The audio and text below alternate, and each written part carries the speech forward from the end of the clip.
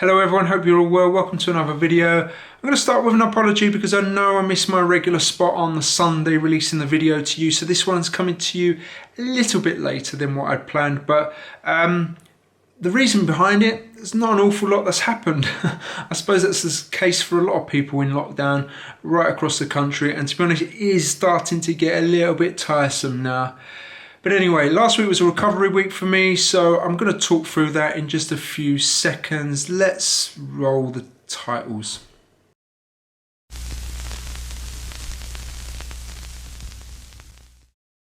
So recovery week last week, and I always find recovery weeks a bit challenging because you're training, well, I've been training about 11 or 12 hours a week consistently for a few weeks, and then you kind of knock it all back. And yes, it's nice initially, but towards the end of the week you're sort of itching to get going again. And I've had to deal with a little niggle as well towards the end of the week, which I'll talk through, but hopefully that's more or less sorted out. Right, so I'm going to share with you probably my screen just to show you a little bit around my training peaks and where that I went with that with the recovery last week and how I took things back, took some of the intensity out, and give you a glimpse into what my recovery week looked like then. Right, so here we go. This is my Training Peaks account from last week. And the thing that you'll probably notice straight away is this line here, which says sleep quality good, blah, blah, blah. Actually, if I go into one of these, really what this is coming from is a HRV app. Now, I've started using this because I came across it on one of the podcasts I listened to, and there's some really good science behind it. I thought I'd give it a go. I'm not going to go into the ins and outs about what it is now. I might do another video on that later on, but that is why you see this in, because it's synced with my Training Peaks account and it's coming across. But it lets you monitor your physical, I suppose, condition, and it informs whether you're ready to take on intense work each day as well. So it's a kind of record that you take every morning when you wake up. Anyway, I'll come back to that in another video, but you'll see my bike workouts are still in there. They're coming from Trainer Road, and on Trainer Road it was a recovery week anyway, and I managed to complete most of those as well. Went outside for a ride as well. You can see 2 days I took off, completely took off, and that wasn't intentional.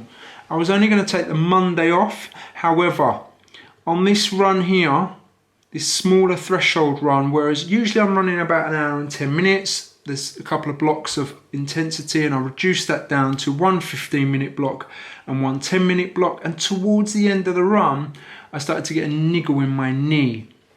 Now that niggle, I believe, is my ITB, because I've had it before. It's similar sort of pain, which is kind of why I took Friday off, because being a bit more sensible these days, well, I like to think I'm a bit more sensible. That's why I thought, right, Friday, let's not do any biking, let's not do any running, let's give the knee, let's try and get on top of it, which is what I did.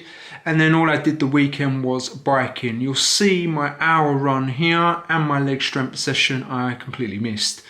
And the reason for not doing that hour's run, purely because of the knee. Now, I was very, very tempted to go out yesterday and do that, but you know, what the hell, I'm in good run shape at the moment.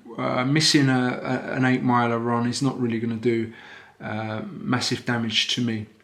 Okay, so most of my week pretty much consisted of biking and 2 runs, and that was pretty much it. I took a lot of the strength sessions away as well, just to let my recover around my muscle soreness and that kind of thing. And then we move on to this week, and I've pretty much mapped out what my training looks like for the week. You'll see my bike workouts are all pretty there. So Baird, I've done that this morning. Cumberland, we've got Glassy, and we've got another 2-hour ride at the weekend. Baird I did this morning, pretty tough one. Basically there were blocks. If I go into it, you'll see here, so each one of these was an interval where I was working at about 120% of FTP, and 15 intervals there. And by the last couple, you're really hanging on. It's that kind of workout where you build a lot of lactic acid in your legs. But a nice one to do, nice variation. So pleased to get that one out the way, and the knee was okay. It was a little bit iffy at the start, but after I warmed up a bit, it was absolutely fine.